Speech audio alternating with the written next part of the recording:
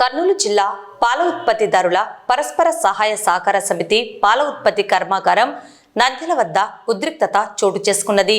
Mutyalapadu society ఎన్నికలపై త్రిసభ్య committee విచారణకు నోటీసులు ఇచ్చిన నేపథ్యంలో నేడు త్రిసభ్య కమిటీ సభ్యులైన విజయసింహారెడ్డి, పిపి మధుసూదన్ రెడ్డి, రవికాంత్ రెడ్డిల సమక్షంలో ముత్యాలపాడు సొసైటీ సభ్యులు హాజరు కావాల్సి ఉండగా ఉదయం 11 గంటల నుండి మధ్యాహ్నం 1 గంట వరకు సభ్యులు పరిపాలనా భవనంలోని కార్యాలయంలో వేచి ఉండడం జరిగింది.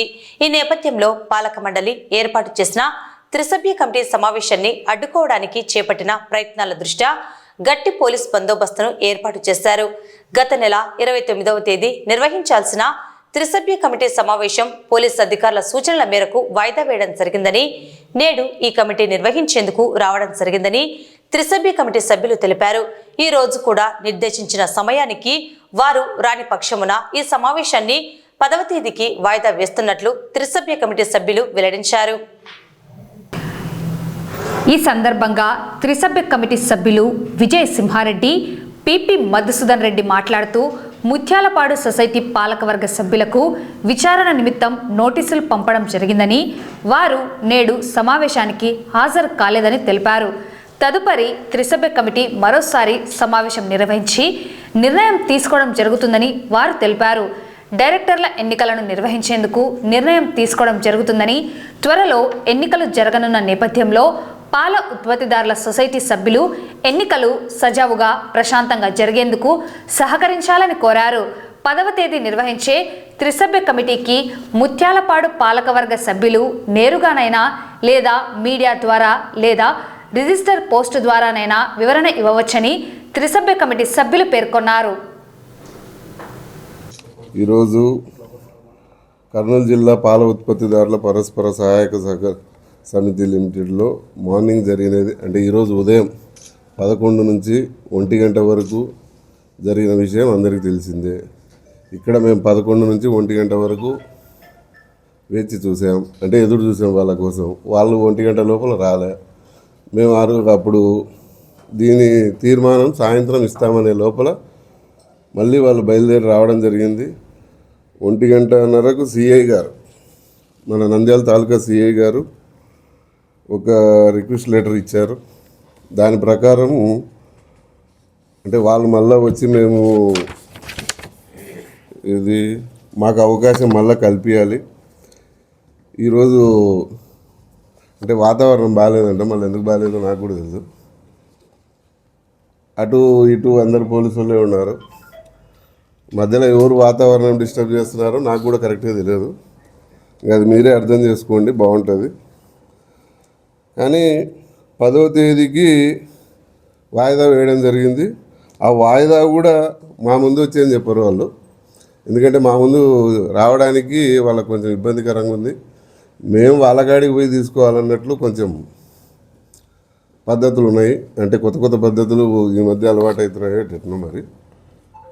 ఇక్కడ మీకు ఇంతకుముందు చెప్పినట్టే ఎక్కడే కానీ ఇప్పుడు వచ్చిన వారికి ఎటువంటి సంబంధం లేదు. దాన్ని పదే పొద్దున సాయంత్రం ఎన్నిసార్లు చెప్పినా నాకు ఇబ్బంది ఉంది. ఎందుకంటే 1,20,00,000 డిఫాల్టర్ అనేది మాట్లాడినా నేను.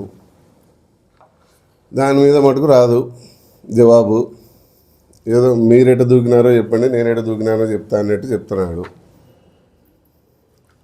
1,20,00,000 డిఫాల్టర్ దీంట్లో ఎక్కడానికి వీలు కాదు. ప్లస్ ఈయన కూడా మనం ఇచ్చిన 6 మందిలో ఆయనకు సంబంధమే లేదు. ఎందుకంటే ఇప్పుడు కూడా అదే చెప్తాం, నోటీస్ ఇచ్చింది 6 మందికి, వాళ్ళు వచ్చి సమాధానం చెప్తే సరిపోతాయి.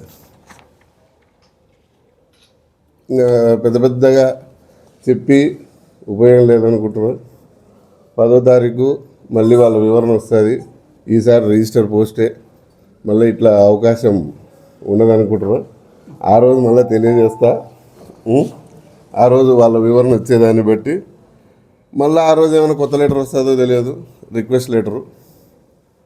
కానీ ఎంత చెప్పినా అరిగిపోయిన టేప్ రికార్డ్ మాదిరి రోజు ఇదే చెప్పాలంటే కొంచెం కష్టము.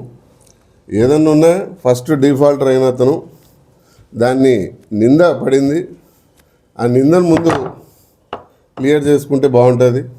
దాన్ని చేసుకున్నాక మిగతా వచ్చి అందరి మీద ఎవరెవరు ఏం చేశారు. ఇప్పుడు మన మీద మచ్చబడినప్పుడు ముందు మనం క్లీన్ చేసుకోవాలి కదా. మనది చేసుకోకుండా ఎదుటోడు అట్లా ఇట్లా అని మనం చెప్పి ఉపయోగం లేదు. ఇంకా ఎక్కువ చెప్పడం కూడా బాగుండదు. రేపు 10వ తారీఖు వివరణ ఇస్తే దాన్ని బట్టి తొందరగా ఇవి ఎలక్షన్స్ కూడా జరగాలి కాబట్టి 10వ తారీఖైనా మళ్ళీ మేము ఉండగా మీరు రాము, మీరు పోయాక మేము వస్తామని కాకుండా ఈసారి ఎదురు పడితే ఏదో జరుగుతుందంట. మరి అది ఎదురు పడితే ఏం జరుగుతుందో జరగడంలా. అవతల రూమ్లో వాళ్ళు కూర్చుంటారు, ఇవతల రూమ్లో మేము కూర్చుంటాము, మధ్యలో పోలీసు వారు ఉంటారు. వాళ్ళు ఇబ్బంది పడడం కూడా దేనికి? ఏదైనా ఇచ్చిన మీ ద్వారా వివరణ మాకేం పని లేదు. ప్రెస్ ద్వారా కానీ రిజిస్టర్డ్ పోస్ట్ ద్వారా కానీ మీరు తెలియజేస్తే ఇదంతా డిస్టర్బెన్స్ లేకుండా పోలీసు వారికి కానీ ఇక్కడ ఉన్న పాలకవర్గ సభ్యులకు కానీ మన ఎంప్లాయీస్కి కానీ ఎవరికి డిస్టర్బెన్స్ లేకుండా మీరు ఏది తెలియజేయాలనుకున్నారో అది ప్రెస్ ద్వారా కానీ ఏదైనా నోట్ ద్వారా కానీ తెలియజేసి మాకు పంపిస్తే దాన్ని కన్సిడర్ చేసి మేము ఏదో ఒకటి చెప్పాలని అనుకుంటున్నాం.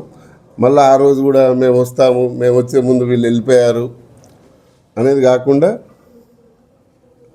ఒక క్లారిటీ రావాలి సబ్జెక్ట్. అంతేగాని అదే పనిగా తిప్పకండి. తొందరగా ఏదైనా ఉంటే పంపించండి, దాన్ని బట్టి నిర్ణయం తీసుకుంటాం. Okay, thank you very much.